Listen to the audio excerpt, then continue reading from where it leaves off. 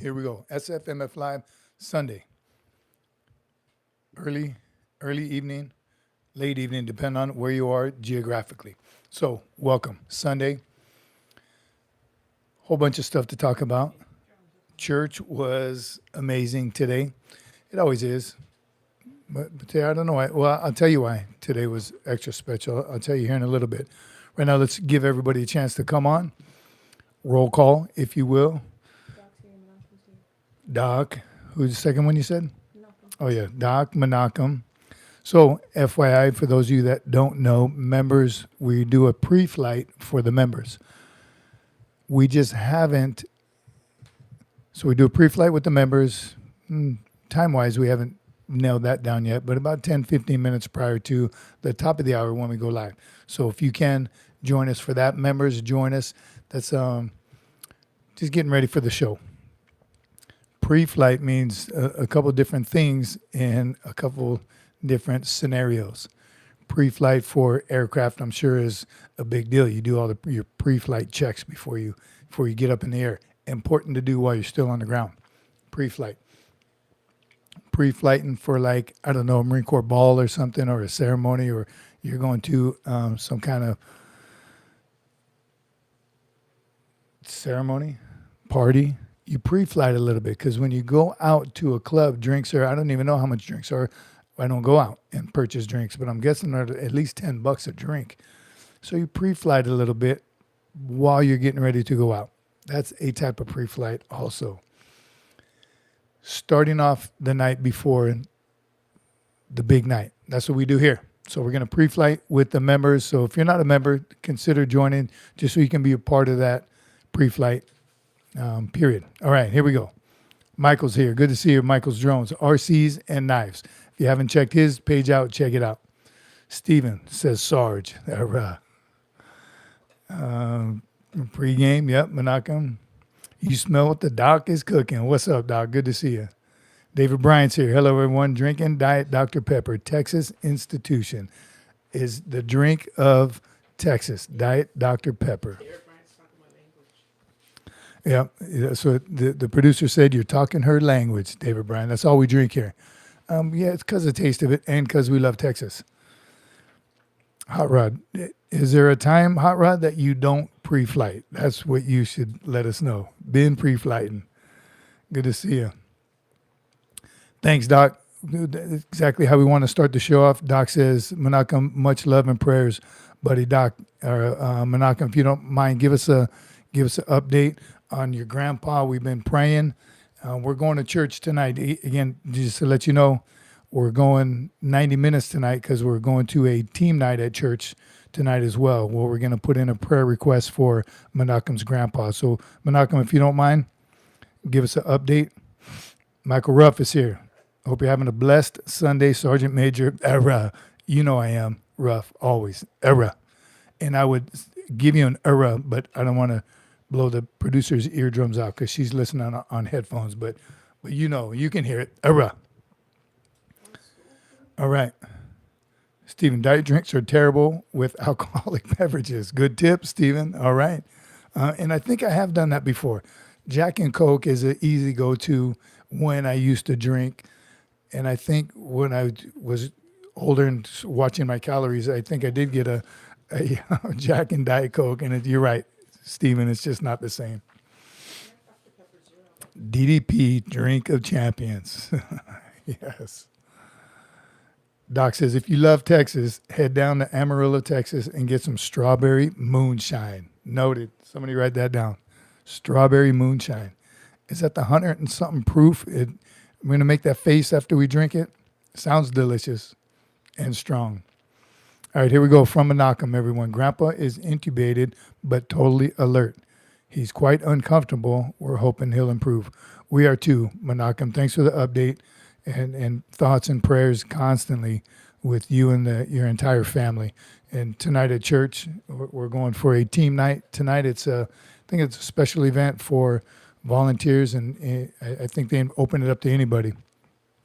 But we're going tonight, and we'll definitely put in a prayer request for Menachem's grandfather. Prayers up. Michael's Drones. Just a reminder, everyone in the chat, please don't forget to smash that like button. Thank you, Michael's Drones. Appreciate you, brother, for our awesome host, Sergeant Major. Thank you, Michael. Appreciate you. And great conversations we were having in the chats, in the comments section. Michael, thank you. Always that dang producer of yours, but hey, at least she knows good music. Yes, she likes those Pantora girl, who are they called? Pantera girls? Yes. Like, see, did you hear that attitude? She said Pantera. Steven says, I can't give you the reason, Sarge, but heck no. No alcohol with diet drinks. Marines may end up on the deck. All right. They probably end up there anyway. And that's tequila. Oh, tequila. I got some stories we'll share another time about tequila. Alpha, you a veteran? Yes, I am, Alpha. How about you? All right. Praying for him and the family from Michael Ruff. Thank you, Ruff. Walk in Light. What's his channel about? Please walk in light. Hang out with us for a little bit and you'll get a full feel of it. Right now, we're just doing the welcome everybody, see where everybody's from, where you from. And we'll let you know what the channel's all about. But hang out for a minute. It's a bunch of warriors, like-minded warriors, talking life into each other, serving each other.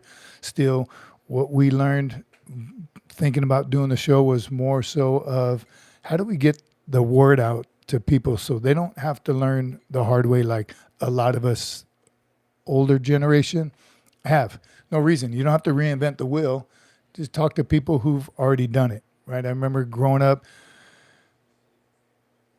in the Marine Corps, and I tell a story all the time. This one, a gunnery sergeant we had bought a house every duty station he went to, and that scared the heck out of me. How do you buy a house as a young Marine? You're trying to just make ends meet. And before you do that or anything, buying a car, whatever big purchase or big idea you have, talk to people who've already done it multiple times and multiple people so you can find out how to do it. So that's kind of what the show is about. And straight motivation. That's what it's about. Today we're going to talk about, let me tell you the subject for today. Picking your MOS. I had an interesting comment today in I don't remember which short it was on, but this gentleman said, the recruiter just came to me and told me an MOS is available. Let's go. Time to ship out. But he was like, what if I don't want that MOS? Do I have to take it anyway? So we'll talk about that a little bit. PT prior to and after boot camp. Talking about the maintenance phase, right? Kind of where a lot of us are. And then maintaining what you should be maintaining in life throughout once you leave the service. What kind of maintenance do you have to do then? Maintenance on your education, physical fitness, your career, right? Your job. And maintaining your faith. Those are things we're going to talk about today. So once again, welcome everybody. Anonymous is here. Welcome. Mama says, hi, Menachem. I'm sitting around watching football right now. Michael's Drones. It is. Football just started this weekend. NFL football. College was yesterday. Watching the A&M Aggies kick some butt. And you know, Annie Ben-Annie was there on the field. They do the march on. Corps cadets do the march on. And then the band performs at halftime, which is really what I want to see, obviously. And we did get to see her a couple of times actually on camera when every time A&M scored, because the Corps cadets are near the end zone. And a couple of times that they scored and they panned around, we happened to catch her like 2 or 3 times on the camera.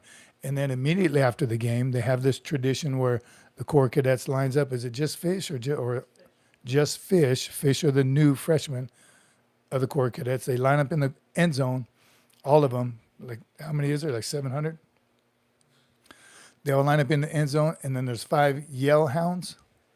They're not called yell hounds. Yell something. 5 yell hounds. They're out like at the 30 or 40 yard line, 50, and on the sound go, all the fish fly out there, and they got to catch one of those 5 guys. And they take them all the way back to the barracks. I don't know what they do with them. Thrash them once they catch them. But it's pretty fun. We see videos of it, but I wish they would show it on TV for everyone to see. It's pretty fun. All right. John McJunkin is here. What's up, brother? You and your crew. Hope everyone's doing well. And he says just that to David. Doing well, brother, and yourself. How you been doing? Just because, David Bryan says, just because you're promised an MOS doesn't mean you'll work it. Great point, David. We're going to get into that in a minute, our thoughts on it. And, of course, we want to hear everyone's thoughts. And I don't remember the name of who made that comment, but hopefully he or she is on tonight so we can see. All right. John McJunkin says, good evening to us all. Hope y'all had a blessed day today. And we have, McJunkin. We absolutely have, and I can't wait to talk about that as well. Stephen says, primary MOS of Marines, riflemen. Amen. Stephen, rifleman number one. Rifleman first. Rifleman is your primary MOS. That's not true because your primary MOS is actually what you chose. But every Marine is a rifleman first. And I did have, I think we talked about it as a short or something, and some era guys, do they admoniate a rifleman, and do they shoot their rifle every single day? And got a little defensive of calling every Marine a rifleman. Well, fact is, every Marine is a rifleman because if you don't qualify with the rifle, you're not going to be a Marine. If you go unk a certain amount of times while you're in the fleet, you're going to be invited to leave. So, yes, every Marine is a rifleman. You know for a fact that the Marine to your left and right, no matter what their MOS is, they've passed rifle qualification. All right. Randy Harder's here. Echo 3 Alpha, feet dry, field in the sun. And I just missed the rest of it. Oh, field in sight. Feet dry, number one. Man, we all make fun of the docs. You go to the doc with the sore back, he's going to tell you, take some Motrin and change your socks. And then hopefully he fixes your back. But that's number one. I think corpsmen are taught that in corpsman school. Make sure the Marines change their socks and kick them down some Motrin. How important is that, though? Taking care of your feet. Something happens to your feet. I talk to Vietnam veterans. They get jungle rot on their feet. Something happens to your feet, you're worthless. So take care of your feet. Change your socks. Doc says, Sergeant Major, September is Suicide Awareness Month. A reminder that Marines never fight alone. A quick check-in or conversation can be the lifeline of a brother or sister's needs. We never leave a Marine behind. Amen, Doc, and 100%. September is suicide awareness. We like to say every day is suicide awareness, but reach out to someone. I remember, I'm going to think of this meme once I remember it, but it's right. It was something to the effect of, I rather listen to your story than listen to your eulogy. So talk to someone, reach out. You never know. Text is good, but a phone call is better, and in person is the best. So do what you can. Do what you can to reach out. Thanks, Doc. Jordan Hammond is here. What's up, Jordan? Good evening, my friend. I am glad that God has brought me here to your channel. I am blessed I didn't see the rest of it, but God bless, brother. And I can't wait to share with you what I'm doing at my church now. David Bryant, rub some dirt on it. Extra socks is a must. And yes, rub some dirt on it. It'll go away. Drink water, take Motrin, change your socks. That's it. Guns knows. Look at Hot Rod. I'm telling you, anytime you see the doc, he's going to tell you, hydrate, here's some Motrin, change your socks. Some of y'all got some nasty feet. The mindset of the late 90s. Man, truth hurts. Your comments keep flying by. Anyone can get in. I'm not sure what you're talking about. Russia is here. Hello. Hello, Honey Rod. Can't wait for some Marines to come to my school. I'm going to get a T-shirt for 20 pull-ups. Trust. Get after it, Amir.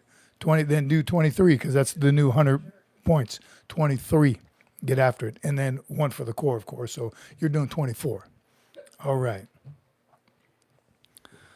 It's perfectly good weapons system. Tonight's topics. John McJunkin, get your crew ready. First one, picking your MOS. I told everybody I had a comment in one of the sections that this person received a call from his or her recruiter and said, hey, I got this MOS for you. Let's go. And the question was, does he have to take that MOS? So we're going to discuss that. Say again. Tonight's topics, picking your MOS. We have lots of you.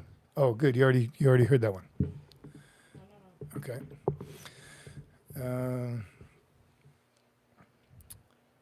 And for his fine, nothing wrong with it. Yep. Our charge is waiting on the sergeant major's permission to ask questions.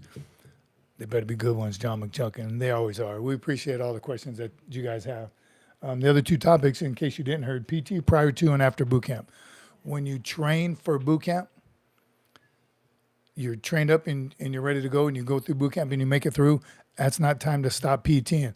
And unfortunately, some units don't PT as hard as other units. I don't want to say it's just infantry versus the POG units, but it's just sometimes other units just don't do it. They kind of lose track of it. So make sure whether your unit PTs or not, you better PT. You got to do it on your own a lot of times in some units. So we'll see. And then the other one is maintaining. What do you maintain after you get out of the service?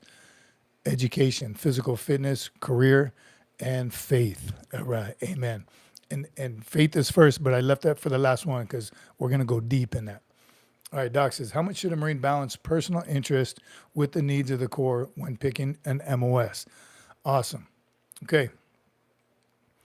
And then Menachem says, are any non-combatants in the Marine Corps? No, there's not. Menachem. So that's what you're there for, to convince those very few that may be thinking that way as a chaplain, to convince them to do what they need to do for their country, right? They know going in, they know enlisting or becoming an officer. That's maybe part of their duty. It is part of their duty description, their billet description. So, Doc Holliday, let's get into it. Your MOS, how much personal interest and with the needs of the Corps when picking the MOS. So that's what I explained to this individual when the recruiter called him and said, hey, I got you Motor T. You ship out in 2 weeks, let's go. And the kid was like, I didn't really want Motor T. What your recruiter was doing and what they do, and any recruiters back me up on this, you have to fill certain boat spaces, boat seats, boat spaces. So certain jobs need, sometimes you'll need more infantrymen, sometimes you need more supply, cooks, whatever it is. The Corps balances out the big calculator in the sky. They figured out what MOSs they need. And that goes for lifers, for reenlistees, how many reenlistments. It happens at reenlistment also. There came a point in time, in fact, my first reenlistment, I couldn't reenlist as a 1371 combat engineer because there was no boat spaces. They had enough. So things change, obviously, and I was able to reenlist, but it's all based on numbers. So when the recruiters say, you'll love Motor T, let's go, I think you'll like it, do it, you get to drive these big trucks. He is trying to sell you on it because that's what the Marine Corps needs. So that's the needs of the Marine Corps that Doc's talking about. Don't do it if you're not going to be happy in it. And you may not know, you've watched videos and you've studied and you're trying to find out your best MOS that fits your needs. I think at the end of the day, it does need to fit your needs. You can be a little personal or selfish when you pick your MOS because you're going to be doing that for the next 4 years minimum. So I don't know why you would go into something knowing already that you don't want to do it. It's going to be a long 4 years for you. And you may pick Motor T because you think you're going to like it. You go Motor T and you don't. That happens as well. And that's later on in your career, you're talking about lat move and all that. But I think it's a balance that you need to decide on your own, Doc. And I try to stress that to individuals. If anyone asks me, I tell them go 03 infantry, 100%. I fell in love with the infantry. I loved engineers, but even more with the infantry. But it's not for everyone. So you have to weigh your options, right? Is it something that you're going to want to do for 4 years, 20 years, or 20 plus years? So great question. Look at Michael Jones says, like I said, back in 1975, you do not pick your MOS while we were in boot camp. 2 days took a written test to find out how much knowledge we know about certain things. And they don't do it like that anymore. Not a big deal, but I think the other services do that. I think the Coast Guard does that. You're a coastie, and they have you do like every single, and they only have about 20 MOSs anyway in the Coast Guard, very small, because one MOS covers a lot of areas. A fireman, for instance, is a fireman and a barnacle scraper and whatever. I don't know the jobs in the Coast Guard, but they do multiple MOSs. It falls under one MOS. So that's not a bad idea, but they do every single one before they get promoted to E3, and then they commit to that MOS, something like that. I don't think that's a bad system. Again, I'm biased, but I like ours, how we do it. You do pick it before you go. And it's the occupation field. Like if you want to be a machine gunner, you don't enlist as a machine gunner. You enlist as an 03XX. That's infantry. And then through SOI, that's when I don't know, when do you get the second two numbers? Does anyone know that? You go 03XX until you graduate boot camp, and then probably the needs of the Corps. SOI, I know that's when they pull people out for different sniper, machine gunners, mortarmen, whatever, during SOI, School of Infantry. But very interesting. Again, I didn't know enough, and my excuse is there was no YouTube and TikTok and all there wasn't that instant knowledge in your hand to find out what all the MOSs were. And I'm sure the recruiter told me over and over hundreds of times what it was. I enlisted as an 03 infantry. So I think, again, the recruiter's telling you what the Corps needs as far as MOSs. But at the end of the day, if it's not what you want, if your recruiter tells you, I got you aircraft mechanic, and you don't want that, say no. It's your life. It's your career. He's trying to give you options and also trying to meet his quota to get another enlistee in. So not wrong of him to try to push what the Marine Corps needs. That's what he's there for. But if it's not for you, you know for a fact it's not what you want to do, then don't do it. Right? Wait. You might have to wait. You probably will have to wait. Could be up to a year. But how bad do you want the MOS or your choice? Right? He could have got me to join for any MOS at all. Again, I didn't know enough. Today, there's no excuse to not know what an MOS is all about. All right. John McJunkin. People ask questions on things I never would have thought of. We don't censor anything here. Their questions are as is. And that's why we love you and your crew, John McJunkin. Send them. Let's go. David Bryan says, I was in overloaded mode. Also worked as a combat engineer with EOD. Special Services Rifle Range Coach. Loved every minute. Primary MOS was MP. So interesting right there, everybody. Look at that. Primary MOS was MP, but he worked with engineers and EOD. Special Services Rifle Range Coach, EOD. That's another one. I need to write that down. We need to do some stuff on EOD. What the problem is? We need to check out EOD, because I've done some work with EOD. I did a lot of work with EOD in Desert Storm. Even almost re-enlisted for EOD because that was the only thing available to me at the time.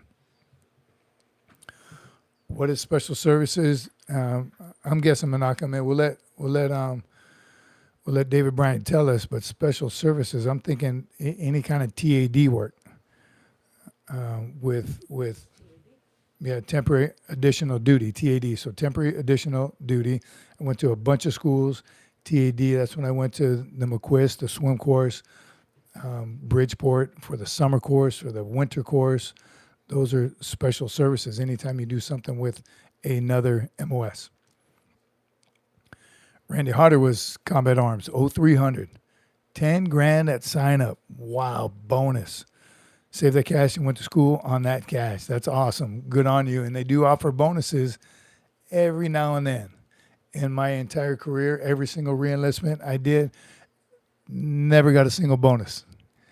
My bonus was being allowed to stay in and be called a Marine. I never got one. Saw some big ones throughout my career, especially during the heat of the battle in Iraq, 05, 06, 07. Those years, they were offering huge bonuses for infantrymen. The biggest one I saw was for a sergeant, $80,000 bonus. I'll save the story on what he did with that money for later because it's not a very good one. But they were often, average were $40,000, $50,000 reenlistment bonuses. but this guy got 80,000. Blew it. Doc says, do certain MOSs open up more opportunities for advanced schools and training? That's another great question. I don't. It's the unit that you're in. So here's how it works, and I learned this later on as a first sergeant and sergeant major. When good schools came up, good quotas come up, every Marine wants jump wings. When in scuba, when those schools came up, or any school in general, when a school comes up and they say, send me your best guy, your best corporal, your best sergeant,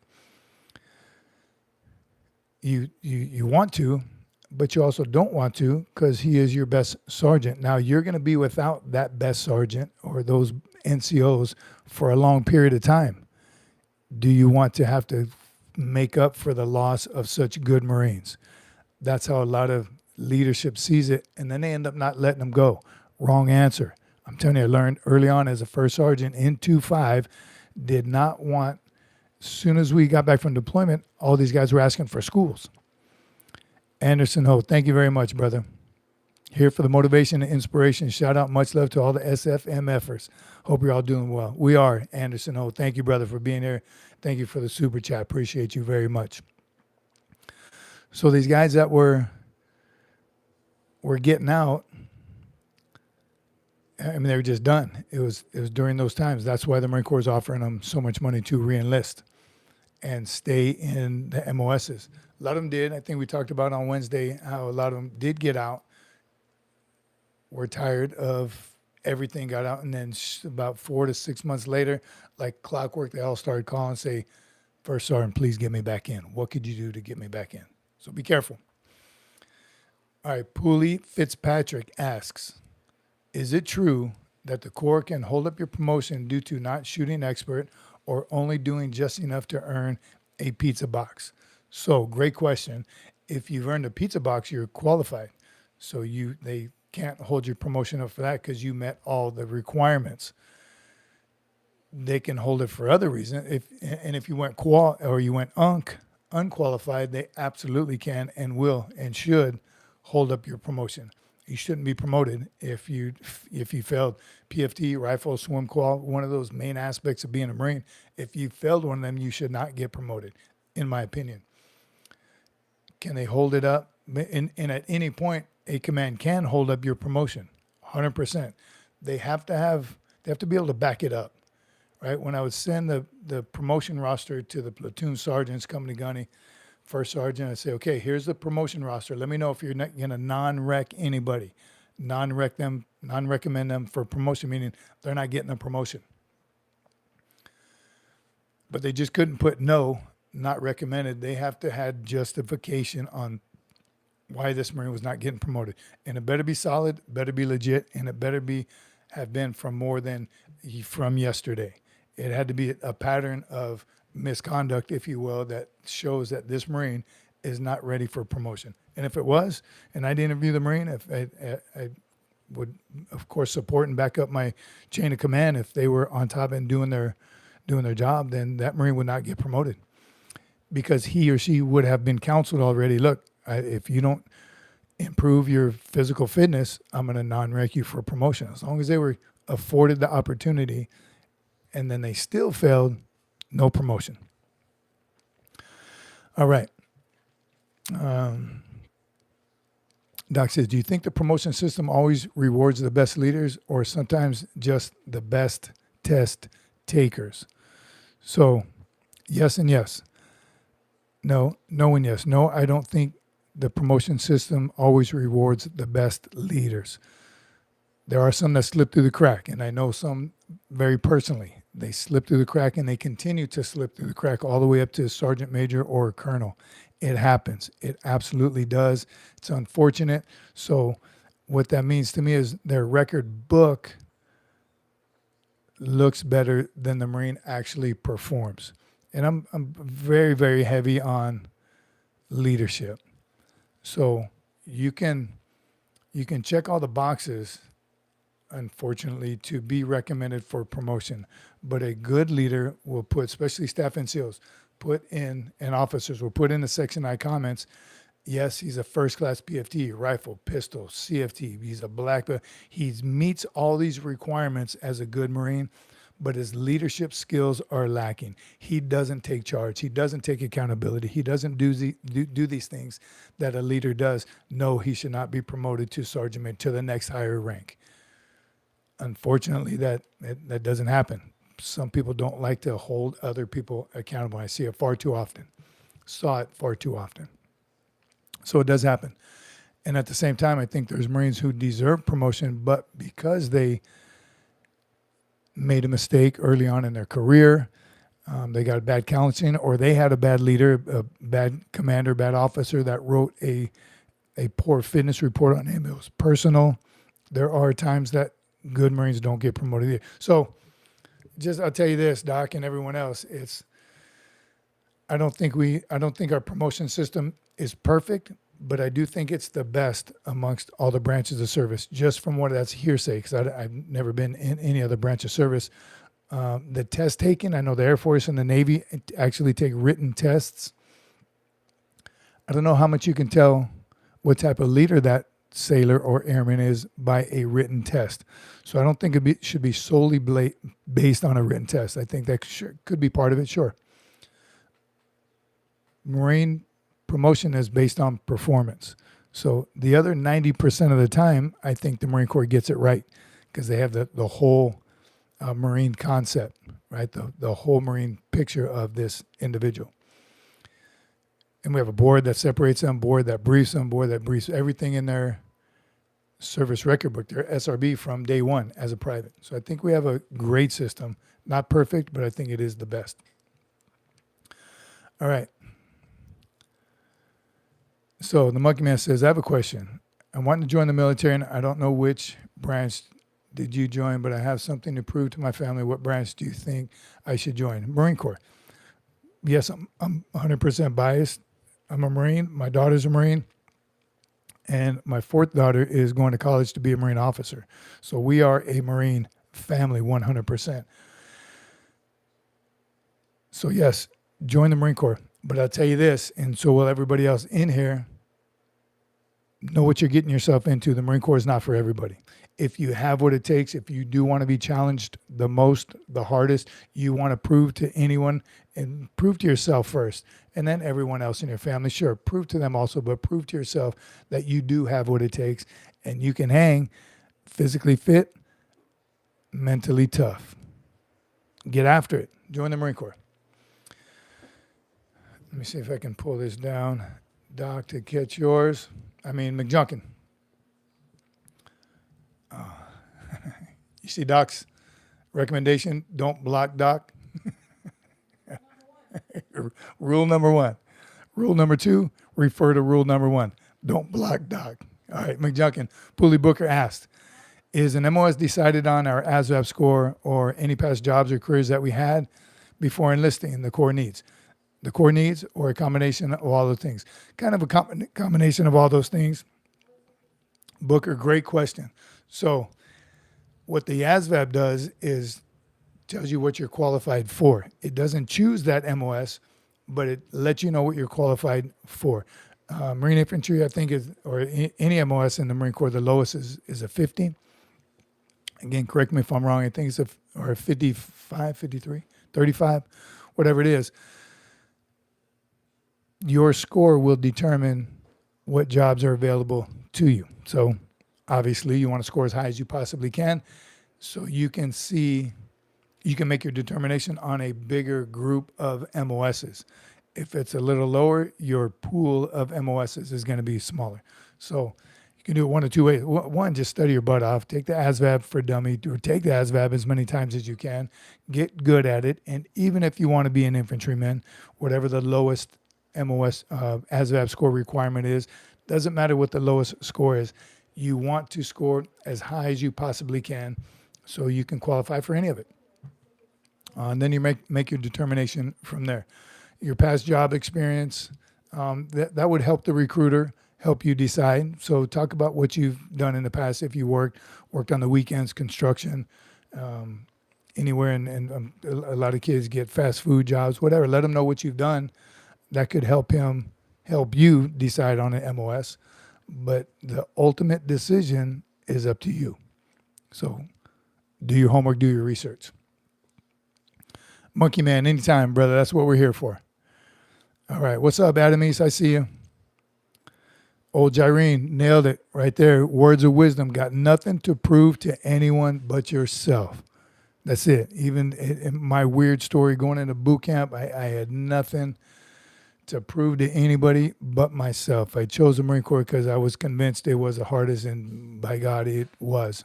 And thank God every day that I chose the Marine Corps. Right there, Lucas got it. Do it for Chesty. All right.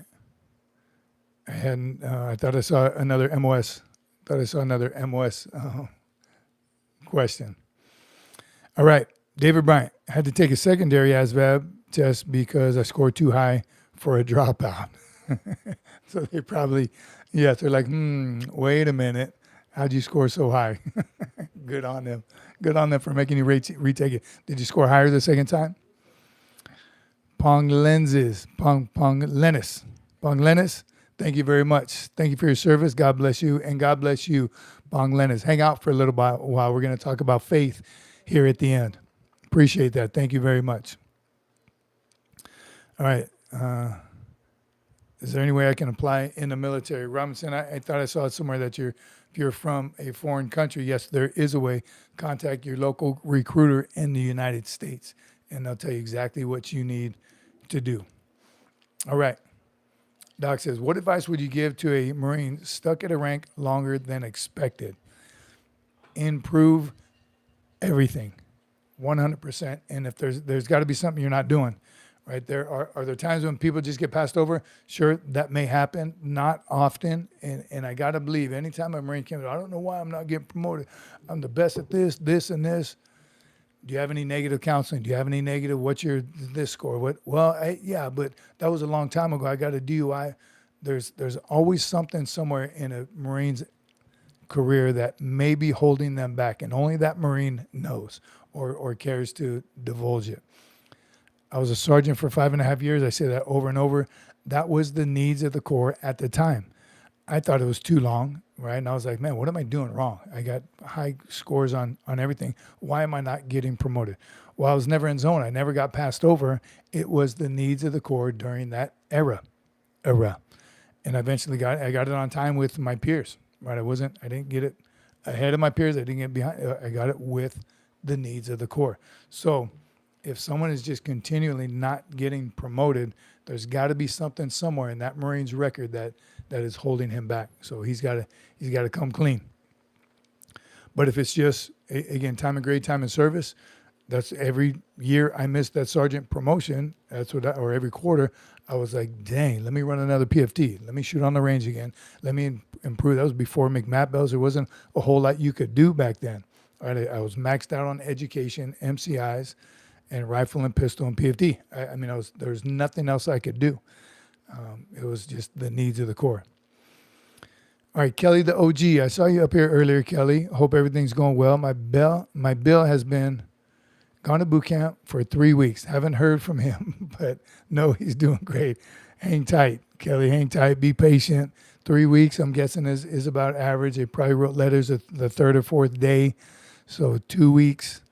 Maybe you got to get something soon in another week. Hopefully you already have his email or his address and you've written to him. But hang tight. I know it's easy to say, hard to hear, but he's fine.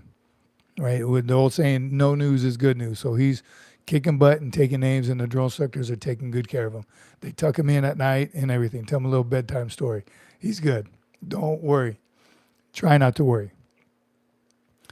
All right, Adam East. I was about the same. So far, Sergeant was my longest. Hurt me mentally, but on a good track now. You get yourself promoted. That's it. Adam East. The era I went through was just like that. 5.5 years as a sergeant. After that, it seemed to zoom by. I wasn't done being a staff sergeant or a gunny or a first sergeant. So it needs of the Corps. I can't stress it enough. But good on you. So picking your MOS, that was the first topic, and some good info. But I'll end it with this: do your research. There's way too many ways to find out about every single MOS. Too much information out there. Chat GPT it if you want. Get the information that you need before you choose that MOS, and don't settle for something else. Back to the importance of scoring high in your ASVAB. So get after it. All right, we'll hit this John McJunkin question from Cadet Rowley. Then we're going to talk about PT before and after boot camp. We'll talk about that. All right, Cadet Rowley asks, what if I choose to be a heavy equipment operator, around good MOS, in the Corps, but that MOS field has no openings for quite some time or is not available? So I think it's every calendar year. Give me a recruiter on here. How often do the boat seats open up?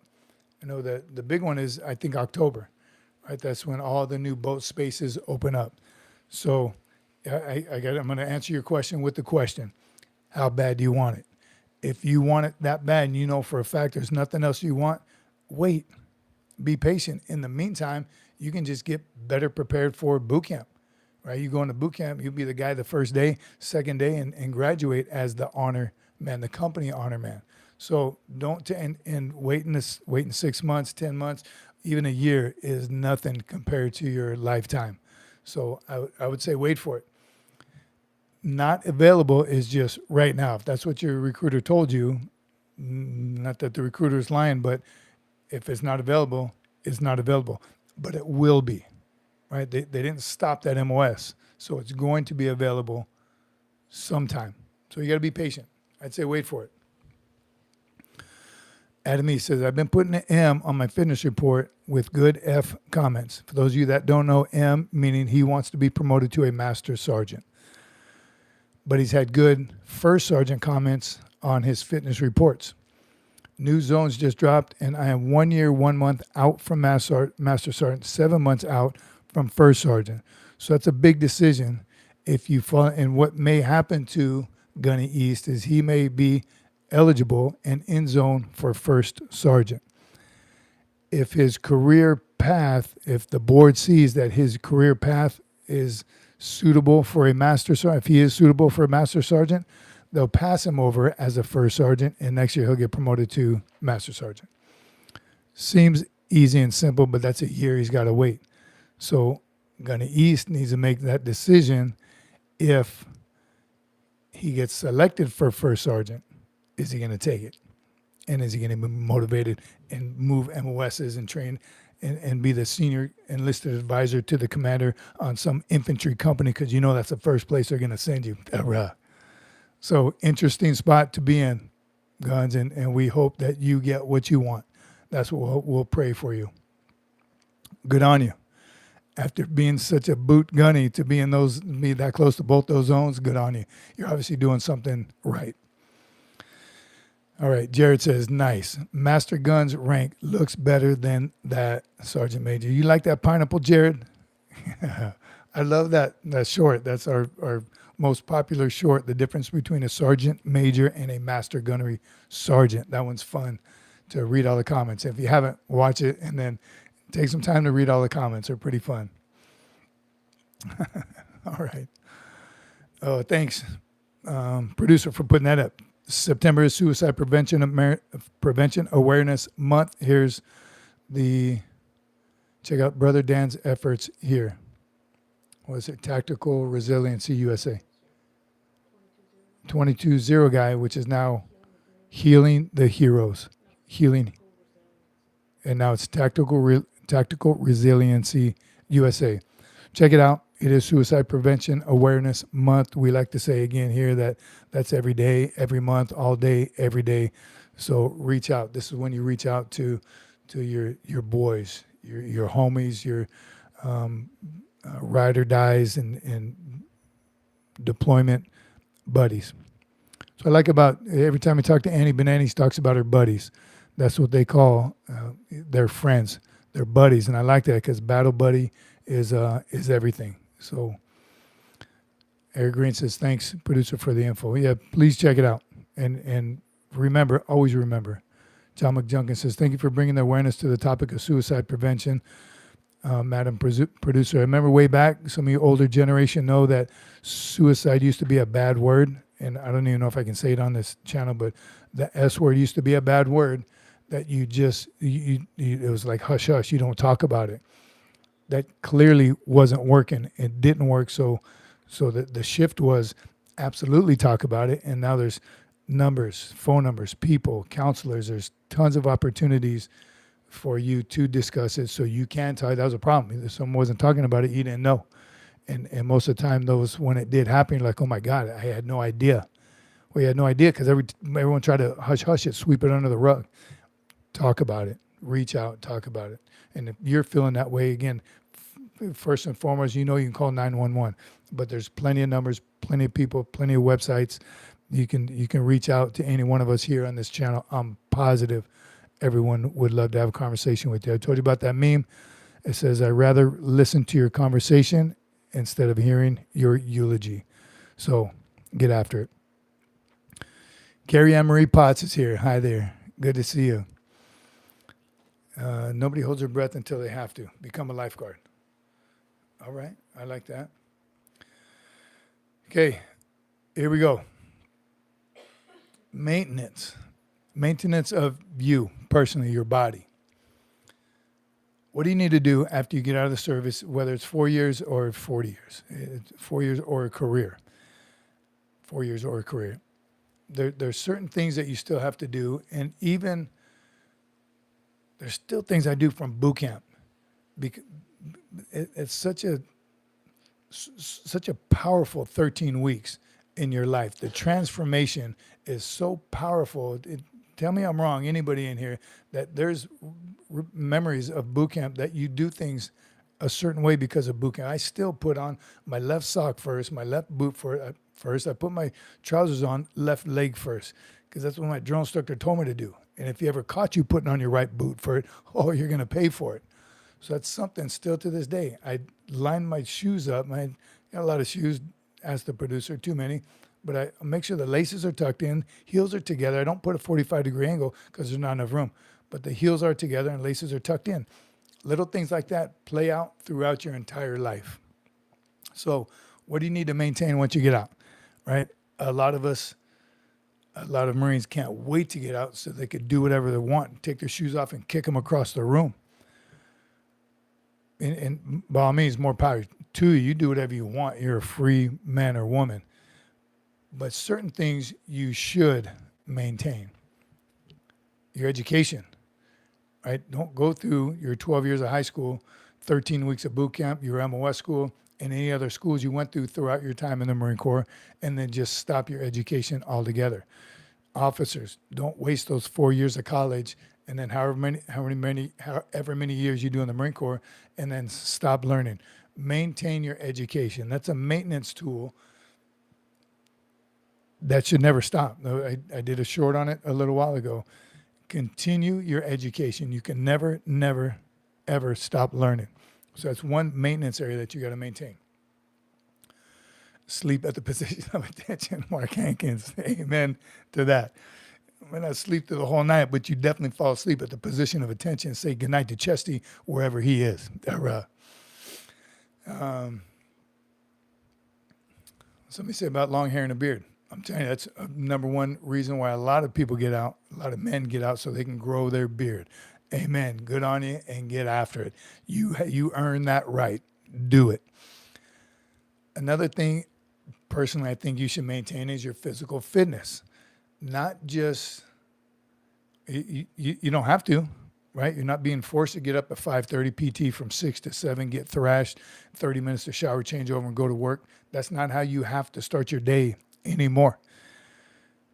But you should. Some kind of physical fitness, and I did one on the weighted vest. Did a little short on the weighted vest the other day because I've been wearing one. Just trying to, I can't do the things I used to do, right? I have some physical limitations now. Plenty of deployments, some knee, back, neck. Got some issues, but it's not going to stop me from working out because I want to maintain a level of fitness that's healthy, right? One, I still got a family to take care of, right? How's it if one of my daughters, my wife is in trouble and I need to go save them for something, I take 10 steps and I can't breathe because I'm winded. So those things are always in the back of my mind. Or just helping a civilian on the street, a pedestrian on the street, you want to be able to help. So that's just regular, everyday physical fitness that you should maintain. I'd be a huge hypocrite if I say, you better eat right. I don't eat that great because I love food. And I don't turn down a good, even last night, CC number 5 made some banana bread, fresh with some ice cream. I wanted to turn it down because it's not good for me, but I'm also going to live, right? So be able to balance it. I PT as much as I can so I can eat what I want to and enjoy life. So that everyday physical fitness, get off the couch is another way to put it. I used to volunteer for another organization where their main theme was get off the couch, whether you walk. So I'll put on the vest and go for a walk. It hurts to a certain degree, and I can't, again, run up and down the hills of San Mateo, right? First Sergeant Hill, like I used to. No way in heck could I do any of that. Physical limitations, but I'm not going to let myself get so out of shape. Again, I can't run up a flight of stairs without losing my breath and having to take a rest at the halfway landing. And you want to live longer. So there's no excuse. Get off the couch and get after it. If it is walking, right? I can't remember who was saying that. I can't run with a weighted vest anymore, but I can certainly walk. So by all means, get after it. Only 2 scoops of ice cream. That's what I limited. I told her, yes, of course I'll have some. You twist my arm, but only 2 scoops. Right there. Look at Hot Rod. Best advice in the world right there. Push back on them tacos. Don't eat so many tacos. So just a 6-pack. Don't do the double. Don't go to Alberto's in California and eat that gigantic carne asada burrito. So good. So good. Wow. Man. John McJunkin, here's goes some physical fitness advice right here. I learned to put myself on sick call early in the day. Turf toe injury, big hang nails. Hang tough. McJunkin, you got to do some, what they call push-aways, push-backs, push away from the table. General Kenobi, it looks like. Awesome. Appreciate you. Thank you. As someone with no experience with, hold on, I just lost it. As someone with no experience with ROTC or Boy Scouts, what are some ways I can practice drill and other formalities so I won't be too behind in boot camp? Great question. Not everybody has the opportunity to do JROTC, Boy Scouts, Civil Air Patrol, Young Marines, Devil Pups. That's not always an option for some, and I think there's tons. First, let me tell you this, General.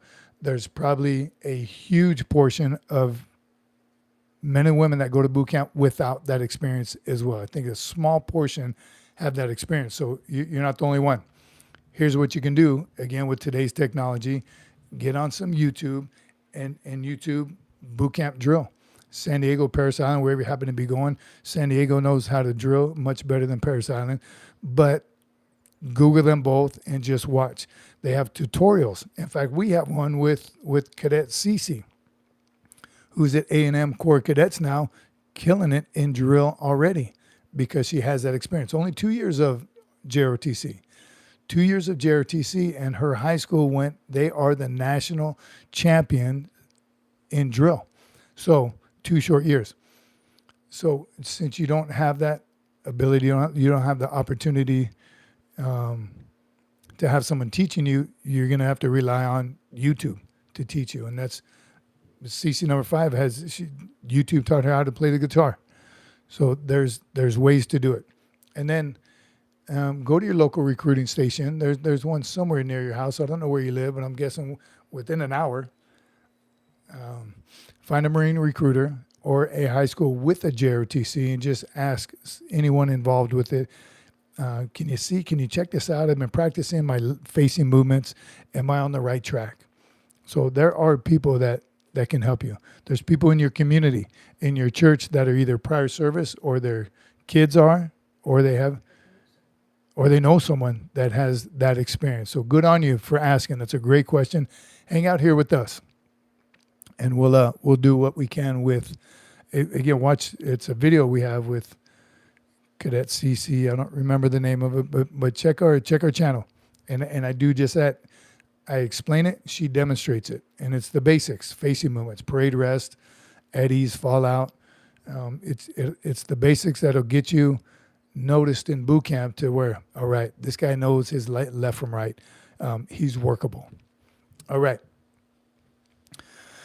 Cadet Cece, I'm telling you, she's midshipman Cece now. She moved on from cadet to midshipman, and actually she's a fish. That's what they call them at A&M Corps of Cadets. It's Fish Cece officially. All right. McJunkin, here we go. Advise General Kanubi that the recruits and their assistants will drill them in the delayed enlisted program just as we do here for them. Yeah, absolutely. I can't believe it blew right over that. When you do enlist, General Kanubi, when you do enlist, that recruiter should have at least a meeting once a week. Some do 3 days a week, some do whatever that your local recruiting, the RSS, recruiting substation, will have meetings where they do just that. They PT you. Hopefully they're thrashing you, but they'll also teach you drill. They'll show you videos. You'll watch some stuff. Other Marines that just graduate boot camp come back, visit the recruiting station, talk to them. You're going to get more up-to-date and current information than we have here. So plenty of opportunities, and good looking out. Great questions, though. All right, Sergio, I just breezed over that question. Sergio O., could you explain the difference in duties and responsibilities of a corporal and a sergeant and what is expected of them? Yes, again, a couple more shorts on that. So after the show, go back and look for shorts. I think it says we did every rank from private to sergeant major, master gunnery sergeant. But yes, the difference is, I'll tell you first and foremost, they're both NCOs. Non-commissioned officers. They're no longer the E3 and below or the non-rates, and they're not staff NCOs yet. So they're at a beautiful spot in their career because they can still ask for forgiveness instead of permission. They still are on that cusp of good initiative, bad judgment, because they're still learning. The difference between the two is just a sergeant is a seasoned NCO, and he's been in the NCO community a whole lot longer. But different MOSs have different job titles and billet descriptions for each. In the infantry, a corporal, most of my team leaders and some squad leaders were corporals. Not TO, not ideal, it's supposed to be sergeants or staff sergeants, but a corporal in the Marine Corps is like an E6 in the Army. Not bagging on the Army, that's just how NCOs are treated, corporals are treated in the Marine Corps. Huge responsibility, but you're still at the lower spectrum of the NCO, so you still have a lot to learn. But you're the very minimum, you'll be a fire team leader, a team leader. Again, MOSs are different. Structure, rank structure, billets are different from the air wing than they are from the infantry. From admin is different. So they're all different, but it is that point in your career when you need to start knowing anything and everything there is to know about leadership. And then the sergeants, again, have the corporals back. The sergeants are training the corporals to be sergeants. So the responsibilities aren't that difficult or aren't that different, but they do hold a lot of weight. Doc Holliday, thank you very much, brother. And I can't scroll down now to see that. Can somebody read Doc Holliday's message? I scroll down, but remember I can't scroll just in between the unshakable. Indeed. Amen, Doc. And thank you very much from the producer. Can you read what he wrote?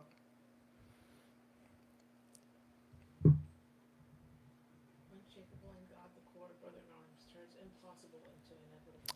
Oh, how'd you do that? Thank you. Producer read it, and Kimi Cocoa Puffs pulled it back up. Doc Holliday, thank you very much, brother, once again. I want to read it one more time. A Marine's faith, unshakable in God, the core, and brothers in arms, turns impossible to the inevitable. Awesome, Doc. Thank you very much. And he did another super chat. Said, God bless everyone. God bless you. Scroll back down. Up. Yes, Doc. Thank you very much, brother. Appreciate you. Member for 7 months. Look at that. OG member. Thanks, Doc. Appreciate you. All right. Do we like spaceships? Only if you're in the Space Force, ABC. Are you Space Force? Because we're still waiting for our first Guardian. We want a Guardian on the show. We got plenty of questions for the Guardians. So, yeah, sure. I'll take a spaceship. Rad said, sergeants have the responsibility of training those lieutenants that check into the unit. Amen. Look at Gunny Rod all over it. That responsibility alone, and that's something I've been talking about. Fish Cece, and she got 4 years till she's going to be a boot lieutenant in the Marine Corps. But that discussion, that training evaluation that Hot Rod just mentioned, is got to be the most important in a young Marine lieutenant's career and life. That the responsibility that the new lieutenant has, I think they train them very well. I'm sure at OCS and any officer school that they go to. But what better place to hear it from as a lieutenant than from the Marines you're going to be leading? So that sergeant has that responsibility because he's going to be that lieutenant's platoon sergeant. They're going to work hand in hand. They're going to have a relationship that has to be beyond reproach. The two of them need to not agree on everything, but they need to be on board with everything for what's in the best interest of their Marines. So thanks, Guns. That you nailed it right there. That's awesome.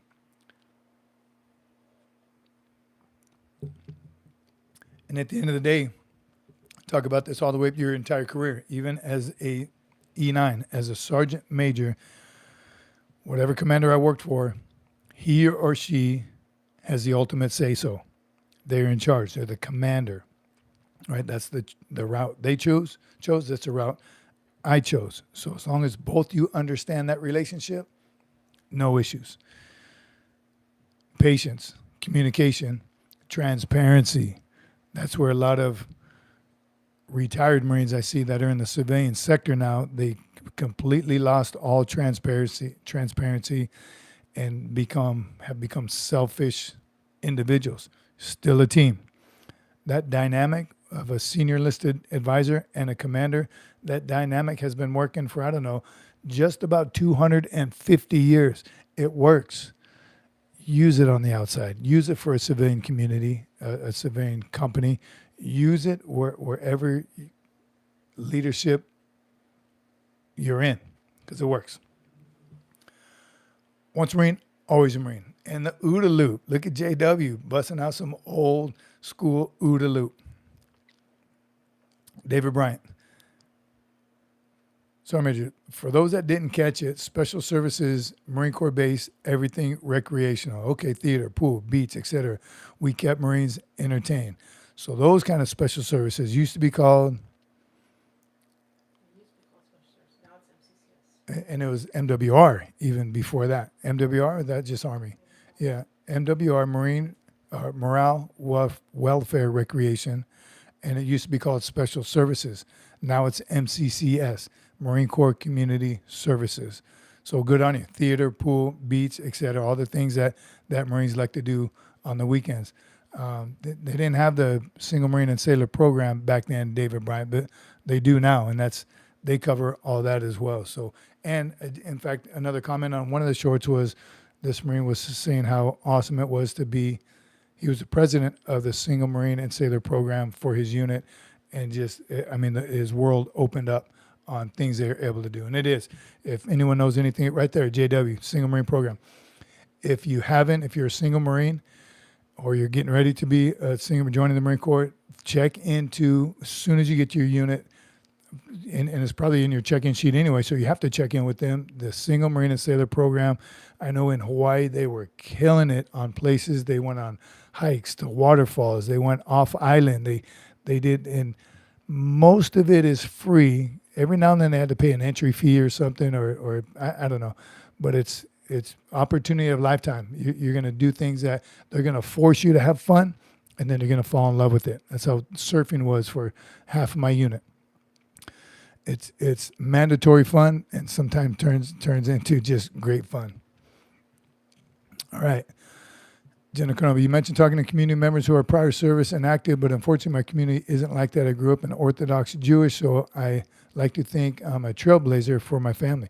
Get after it. Again, it's last opportunity, which is a great opportunity, of course, is your recruiting station. So talk to your recruiters. They'll definitely prepare you for what's to come. Good on you.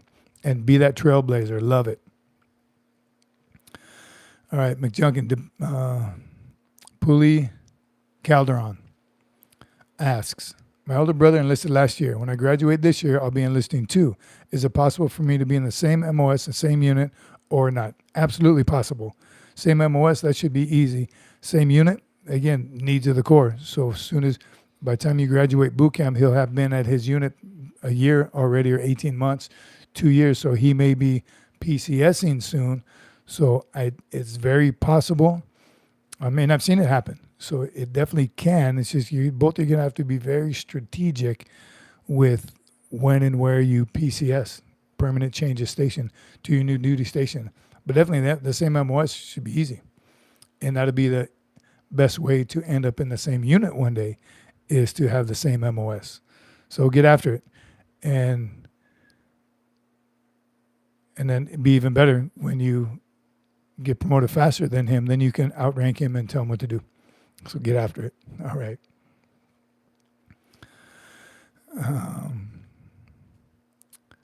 Mark Hankin says, you can be prosecuted for following an illegal order. No excuses. Amen. I saw the $50 million reward. USA still the world's police, but at what cost? All right. We are, just so everyone knows, we are cutting it short tonight to 90 minutes. So we got about 25 minutes left. We talked about your maintenance. I got the two of them. Oh, and your career is the third one. What you should be maintaining as a prior service or retiree, as a veteran, maintaining your career. And that, there's so many different opportunities for jobs and work, and what do you want to do? Do you want to start? I know as a sergeant major, me and my fellow staff NCOs used to joke all the time, I can't wait to retire. I want to work at a gym and just hand out towels. I don't want no responsibility. I don't want the key to the building. I just want to clock in, hand out towels, and clock out. Nothing. That was all BS, of course. I mean, it sounded good and sounded like it would be a nice, relaxing way to retire and go out. But Marines are bred differently. We can't stop working. We can't stop moving. I don't know when that day will come where I just want to do nothing. You can't. And again, it's just a lifetime of getting some. You just want to continue to work, continue to serve. So maintaining that career is again on you. And if you have already started maintaining your education, if you don't have your degree, or if you have a degree, bump it up, get a higher degree, and go after something you've been dreaming about, something that you've been wanting to do forever. Your goal should be to work for yourself one day, be your own boss. Man, how would you like to be that? You're not answering to anybody. And that's all obtainable. It 100% is. Again, goes right along with all the other maintenance cycle of you, your person, your physical fitness, your education, and your career. So get after it. The last one in the maintenance cycle is the most important of all, and that's your faith. Everyone has a different faith, and I'm not going to tell you who to believe in or what you want to do. Even atheists believe in something. So your faith is also going to determine where you go after your service, where you go physically, mentally, and career-wise, relationally. All those things are going to rely right back to your faith. And this morning's message was just that they were finishing up the book of James, the fifth chapter, last chapter in the book of James. And it talked about things like your wealth. Do you need a ton of money to be wealthy? No. And I got to believe, and they kept stressing this, that you are already wealthy if you live in the United States. If you have a car, right? You have a place to live. You have 3 hots and a cot. You have food for your mouth, shirts on your back, and a roof over your head. You are wealthy. What are you going to do with all that? Are there times, do you go through seasons where you need more money and times are hard and you gotta be balling on a budget? Yes, absolutely. We all, at some point in our life, I gotta believe that everyone goes through those seasons. And what helps you get out of that season? Again, your maintenance of your physical fitness, your career, and your knowledge. And then the very first and most important one is your faith. So what direction are you going to go with that faith? It's up to you. Money management. He called it something else. Kim, you remember? About management of money. It was one of the fill-ins, and I didn't bring Nono's sheet, but it had something about managing your money. Like it was, if you manage it, and it wasn't just a monetary thing, though. It was much more biblical than that, and it made me think, like, wow, it really is that simple. Poor choice. I don't remember what it is. She's gonna go look it up, but it really hit me hard. Like, wow, if it was just that easy, if people could hear that, more people could hear that. She's going to get it so I can share it. Right here, Rocky the Boxer. Amen. There's only one way to the Father, and that's through his Son, Jesus Christ. Through him, all things are possible. Amen. Rocky the Boxer. Get some Balboa. Saw a shirt today at church. It said the champion on the back, and when the guy stood up, it was Muhammad Ali, the greatest. Floats like a butterfly, stings like a bee. Rocky could have beat him, though. No doubt in my mind. He beat Apollo Creed and the Hulk. The corruption, the what? Corruption of managed wealth. Yes, the corruption of managed wealth, Of my managed wealth. mismanaged wealth. Sure. Oh yeah. Yeah, the corruption of mismanaged wealth. So again, we're in America, we're wealthy, right? It just depends on how you look at it. And again, money-driven people, it blows my mind. Oh, that's what it was. He was talking about. What are you taking with you? When Jesus was crucified and he went to his grave, what did he have with him? Clothes on his back, even barely. But that's it. That's all you need to take with you.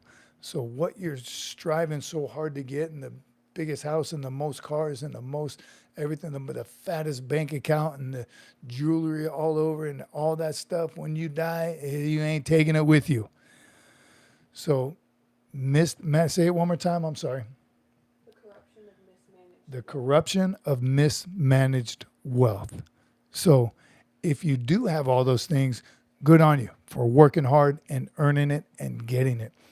But what are you doing with it? And what could you be doing better with it?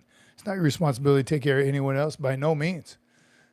They need to take care of themselves. We're not in a society where that's what's mine is yours, what's mine is mine, and what's mine is yours. I don't know if I said that right, but it's no. I'm not working for someone else, right? How about when somebody does get, all of a sudden their industry is at $1 billion. Now all of a sudden you got a whole bunch of friends. Somebody wins a lottery. How many friends do you think call them after they just realize that my friend from high school that I barely knew, probably bullied him at one time, just won the lottery. Now I want to be his best friend. Doesn't work like that. So you got to work hard and earn your own living and manage your wealth. It's the mismanaged wealth that destroys people, destroys relationships, destroys families. How horrible is that for families to destroy themselves over money? Are you kidding me? Poor, it's bad. And someone in that family doesn't have the faith, right? Doesn't understand what's mine is mine, right? What's yours is yours. You need some help? Be glad to help you out if I see you're working hard and you're just in a season. More than happy to help you out. All right. Here we go. Last comment. As a retired Army NCO paratrooper, I have a lot of respect for you, Marines, especially as a supply tech with MCT and Fort Benning. MCT, Marine, or MTC. MTC on Fort Benning. I don't know MTC is on, I'm having a brain for it. After retirement, you all have earned my respect. Thank you very much, Harry Clyde. Appreciate you, brother. That means a lot. And you ain't your average everyday soldier, Army NCO paratrooper. So I know you've been there and done that. That means a lot, and especially coming from actually working with Marines. So you don't just jump on the bandwagon and talk trash and Marines eat crayons and all that. So really respect that. Thank you very much, and thanks for being here. Thanks for hanging out with the channel. Love to have other services here. All right, old Jaireen says, you might take a rock, but the South Side Slugger will knock you to tomorrow, Jared. Yeah. Love it.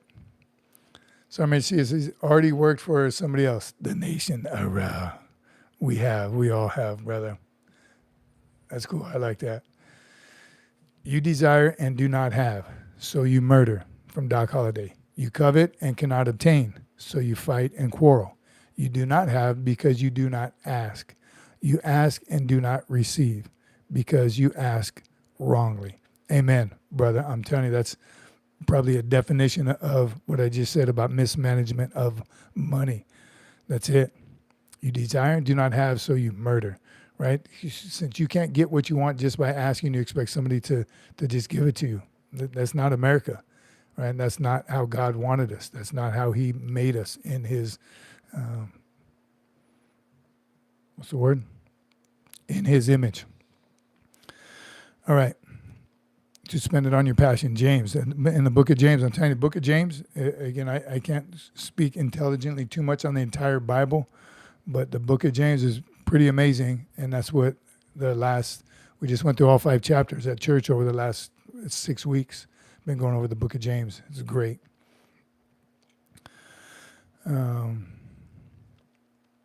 Right there. Green is the root of all evil.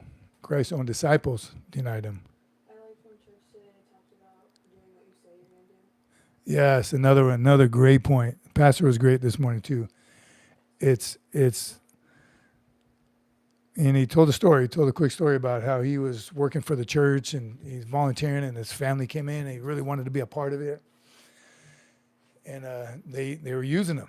Right, he was a good, solid worker. So the pastor called him and said, all right, hey, tomorrow morning, I need you to be here 08.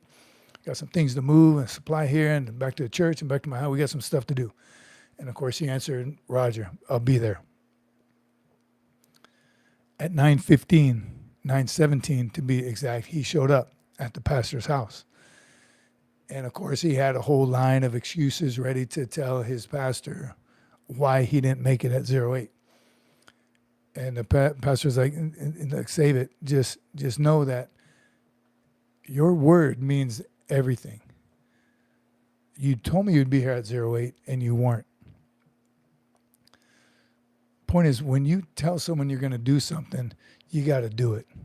Really all you have. That's what you have in this world is your word. Do things come up? Do things happen? Absolutely. That happens all the time. Are you going through something that nobody knows about? Hard to understand, but instead of, because the pastor could have just went off on him, and he did eventually ask him, what's the deal? But know that people expect you to do it. How is it waiting for someone? Do you like waiting for someone to be late? Right? How irritated do you get when you're supposed to meet someone at a certain time and they're late? And they text you, I'm running late, I'm running late, I'm running late. Hey, I'm not going to make it. And here's why. Or, like I like to do, show up way too early, right? Flights, airlines, meetings, conferences, whatever I'm going to, I like to be there, or church. I like to be there very early. So when you're just not going in all frantic, right? I had a guy tell me one time, worked for this gentleman, never in the service, but he worked in military relations with him. Turned out to be a good dude. But going to a brief that you're invited to or a sponsored table, something you're going to work, be the first one there. It's a little awkward at times being the first one there. You're like, am I in the right place? But that's what you use that time for. Hey, is this the place that they're doing the brief on financial assessments? Yes, it is. So now you know you're in the right spot. Find out where the heads are, the bathrooms. Find out where the bathrooms are, or drinking fountains, or if there's going to be whatever. Get all that information. Now when people show up, one, you're comfortable, you have nothing to stress about, and you're there, you know where everything is, and you have that confidence about you, that bearing of confidence. Now you're standing off the side waiting for the thing to start, and people are asking you questions. Yeah, is this the right place? Hey, you're in the right spot right here. Bathrooms are over there. Refreshments will be served later. You've already established that you are someone important in this brief. You're a attendee just like everyone else, but you give that aura of, I got this. I'm in charge. I'm someone you can go to. I'm someone you can depend on. That would be the difference in a successful conference. Again, sponsored table, you're going to brief, you're part of the brief, whatever the situation is. How is that compared to showing up last minute, frantic, sweating because you're still carrying stuff from the car, you're late. Is this the right spot? No, so you got to go 3 doors down, and you got to make a head call. Go to the bathroom. Not a way to start anything. Go early. Show up early. Sit at the airport an hour early and just people watch. That's always fun. 10 minutes early, 5 minutes late. That's it. All right, no other excuse. 10 minutes early, 5 minutes late. David Brian moves slow. Charlotte Rose, if you ask a question and I missed it, ask it again. What's the sit rep? Motivation. That's the sit rep. Annie Benani's here? Where is she? Scroll down. Where's Annie Benani? JP is here. Lock your body. What's up, brother? Annie Benani says howdy. Gig 'em. What are you doing, Annie Benani? I was talking about you earlier, talking about you at the football game, how motivating and awesome that was to see what y'all do, what the cameras don't see. And the fact that we saw you on national TV when A&M scored multiple times. So we did get to see. Oh, it was a sack that won. Third sack in a row. Thanks, ESPN. Annie, give us an update. Annie Benani. We want to hear how Fish Cece is doing. Oh, scroll down. Look at Doc. Annie Benani in the house. Oh, here we go. Update. Flag detail was not chill. So the Corps of Cadets, the Fish, are in charge of flag detail. Not colors, flag detail. They got to take down the 71 American flags at Kyle Field. First, they got to put them up, probably a couple of days ago, and then take them down after the football game. It should be what's he calling it? What's the term used? Not just any fish, Spartan fish only. Oh, wow. I didn't even realize that. Spartan fish only have the responsibility and the honor of putting up and taking down the American flags at Kyle Field. But she said last time it was a little more chill. But those pesky sophomores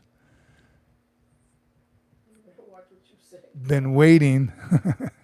They've been waiting all year from their fish year to now so they can bully someone else into the things that was done to them. So it happens, right? That's the pecking order, right? Do your time and then dish it out, but you got to take it. Annie Benet, we tell her all the time, you got to take it. And then next year when you are upperclassmen, here's a conversation we just had right before the live. It's got to be training value to it. This was a couple butt chewings I received when I was on the drill field for doing some stupid things that had zero training value to what I was doing to these recruits. Wasn't training them, I was trying to break them. And in fact, that was the exact words from the battalion commander's mouth. I'm trying to make Marines and you're trying to break recruits. How stupid is that? I should be trying to make Marines right along with him. So if there's no training value, he beat this into my head. If there's no training value, you shouldn't be doing it. What value did it have of, like the old field day inspection where you completely thrash your Marine's room, throw everything out, he failed field day, and then you take him on a 10-mile run? One, how does the punishment have anything to do with the infraction? Zero. those squad leaders did that to infantry because they could. And that's what I was doing as a drill instructor when I first started out. I was thrashing these guys because I could, because I had the smoky and I had the green belt and I was the thrash hat. Hurrah, I was just killing them. There's no training value.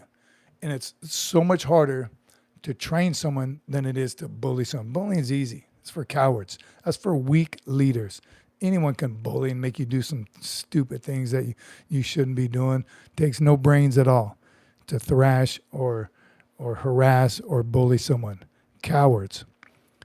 The real challenge for a leader is to train someone. So I expect her to get thrashed as a fish, as a new fish, as a new recruit, midshipman. I want her to get tough training, not dumb stuff. So train. Leaders, good leaders will thrash you without doing stupid things. Simple. But good on Spartans, right? S1 is their outfit. Spartans, they get to put the flags up and take them down. And to me, again, it's an honor to be able to do that. So the upperclassmen should treat it as such, as an honor, and not play dumb games. All right. I'll be down there in a couple of weeks. Talk to those guys. Just kidding. But we will be down there next month. Football game. Can't wait to show you all that. Excited. Totally excited about that. Mark Hankins, I don't know why you said that, but nobody is exempt from boot camp in the Marine Corps. That's right. Enlisted Marines will go through boot camp. Old Gyrene's here to weed out all the non-hackers that don't pack the gear to join my beloved Corps. Is that Gunny Highway? Who said that? Or Gunnar Sharon Hartman? I don't remember who it was. Oh, dang it. Charlotte Rose asking again. I can't stroll up that far. All right. Let's hit a game together. Florida State. Get your tickets. I already got box seats. Just kidding. They're end zone seats, but they're awesome. Florida State. Let's go. Old Irene. Yes, Harris, have a beer, rethink it, then charge forward with much vigor. All right. Blessings once again. Menachem, if you're still here. Start landing this helicopter early. I think I told y'all in the beginning. We did go to church this morning. Great service. I kind of touched on it quite a bit. I joined the serve team. Something I've been wanting to do for years since I found Jesus, baptized, getting more and more closer to God and having a intimate relationship with Jesus. And it's just getting bigger, better, stronger, faster. I'm on the parking detail. It's a start. We started today, and yes, that's content that you'll see later as well. Of course, I had him take a picture of me with my vest on and my hat and me directing traffic. And that's what the leader of the parking detail, he's like, hey, advise them to park here, encourage them to park there, because really you can't stop a car. I said, oh, yes, I can. But of course I wouldn't. But it was great. It was such a great feeling. One, just to serve, right? To be serving. We go to church as often as we can, almost every single week. We're going tonight. The girls go during the week. Annie Benani, even thousands of miles away, she's still finding her church. She's going to find one in Texas, wherever that may be. And serving on the team today really was felt great, man. I tell you, it felt good to be a part of the team. And tonight is the team night, just so happens. I think they probably do it once a year. I don't know how often they do it. And they're going to recognize all the volunteers being on the serve team. And of course, I love helping out the parking. And that's how the guy explained it to me, Keith. I didn't tell him about the channel, but maybe one day he'll be on the channel. He's like, you're the first person they see coming into church. So really, all you got to do is smile and wave when they get out of their car, tell them good morning, welcome, God bless. He said, that's how they're going to start their church, with you. I'm like, oh, man, the poor guy. He's got to look at me first thing. But he said, that's really all you got to do. Welcome them, wave, and point to a parking spot. Of course, you want to, and really the biggest part of it this morning was great because when people get out of the car, and all church parking seems to be a little chaotic because it starts at a certain time. Everyone kind of waits maybe till the last minute. But it's really watching so a car doesn't come flying to park when a family's walking across. Either way, very necessary and very much fun, and can't wait to do more of it. Looking forward to tonight. So we are going to land this helicopter. We'll see you on Wednesday. God bless you all. Can't wait to see you again soon, and have a great start to your week tomorrow. When you see old Jerry. Yes, is someone going to stand up here? I didn't see. What did he say? What old Irene saying? I'm gonna end it. Sergeant Major will park vehicle like stacking Humvees in the well deck and then There you go. That's it. do the queue. A to B. Semper